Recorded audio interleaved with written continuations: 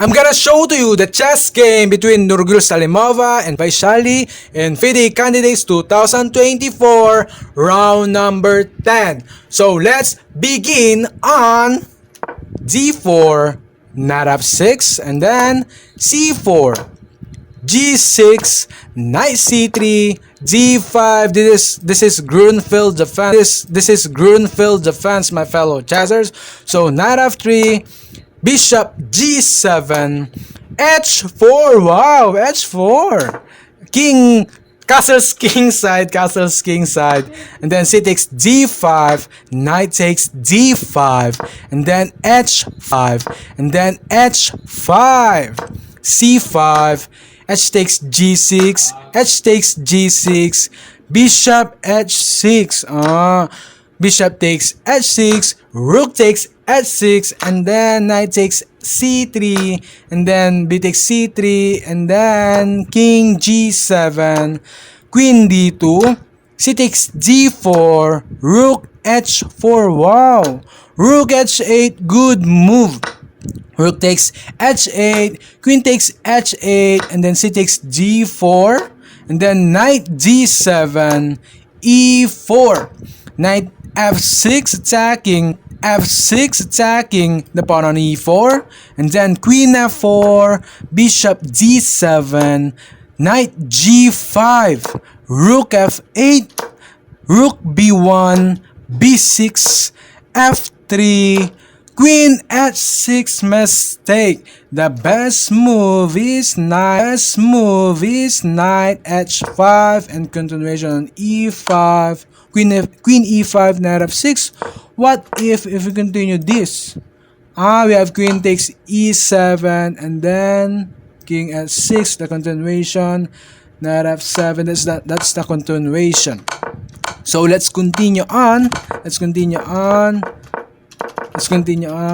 Queen h6, mistake.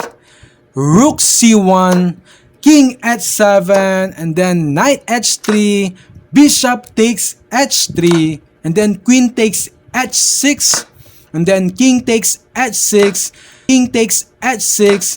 and then g takes h3, and then knight g5, and then king f2, knight e6, and then king e3, and then rook d8 attacking the pawn on d4.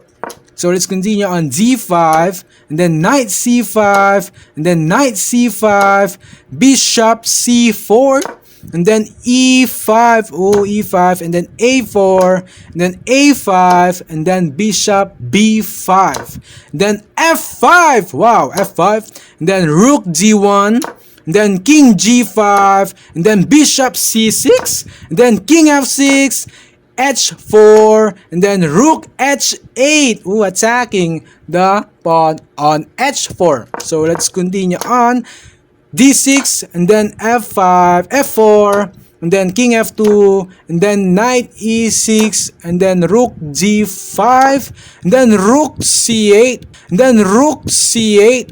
Mistake. What? Why he did not take this? Why she did not take this? There's no problem if you take. Why? So let's continue on. Rook c8, and then bishop b5, rook c2, king f1, rook c1, and then king g2, knight d8, d7, mistake. The best move is rook d3. That is the best move, my fellow chessers. So let's continue on. d7, mistake.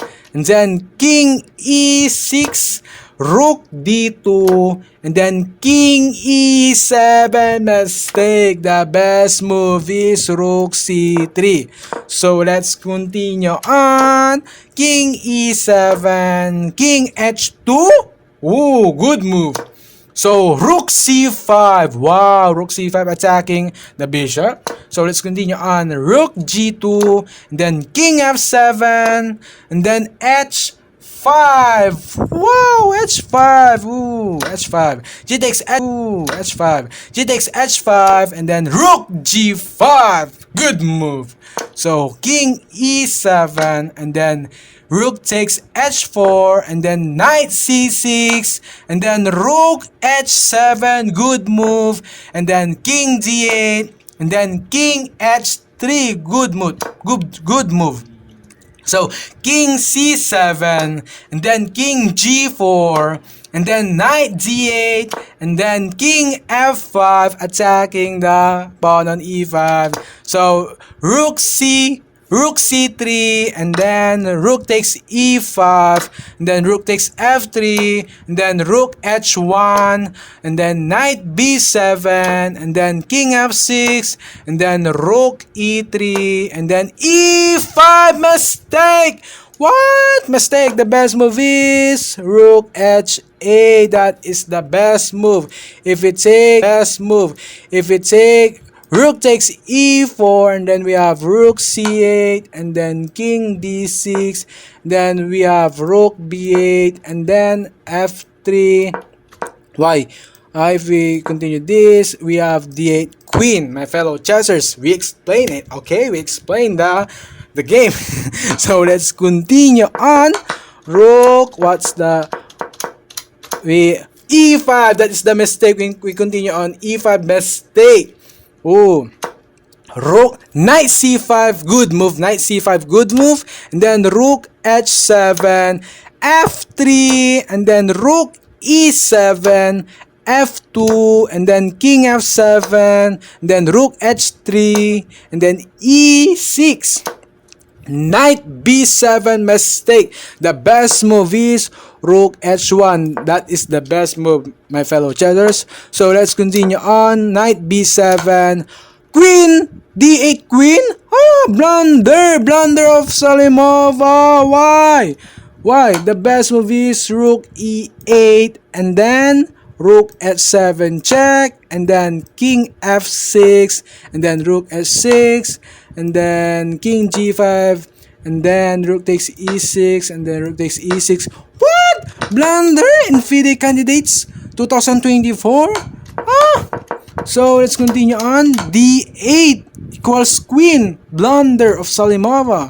So king takes d8 and then rook d7, king c8, rook d1, and then rook f3, and then king g6, and then rook e3, and then king f6, rook f3 check, and then king g5, rook e3 check, and then king f6, rook f3 check, and then king e7, knight c5, then king d6. Mistake of Salimova again, my fellow chessers.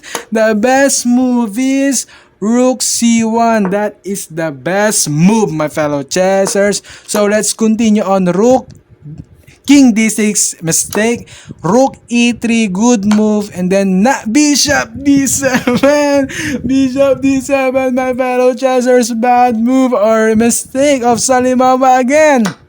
Knight takes d7, e takes d7, king d8, rook h1, rook e2, rook f1, and then rook e2, and then king c6, and then rook e6, and then king g5, rook f6, king e5, rook f7, and then king e6, and then rook e7, and then king d6, and then rook takes d7, and then king c6, rook f7. Good move, my fellow chessers.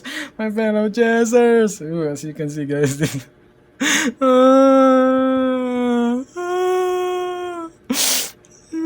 Nurgyul Salimova, too many mistake. Okay. Okay. But that's okay, that's game, part of the game, my fellow chessers. So let's continue on. Rook f7, king takes b6, and then rook f5, good move, and then king c6, king e7, king b6, king d6, king a6, king c6, rook c1 check, rook c5, rook f1, rook f5, rook c1, king g5, and then rook f1, king c4, and then king b6, king d3, rook takes f2, rook takes f2, then king takes a5, king c4, and then king b6, and then king b4, and then Nurgyul Salimova resigned the game. Why? If we continue the game, example a5, we have rook f6, and then king b7, and then takes the pawn on a5.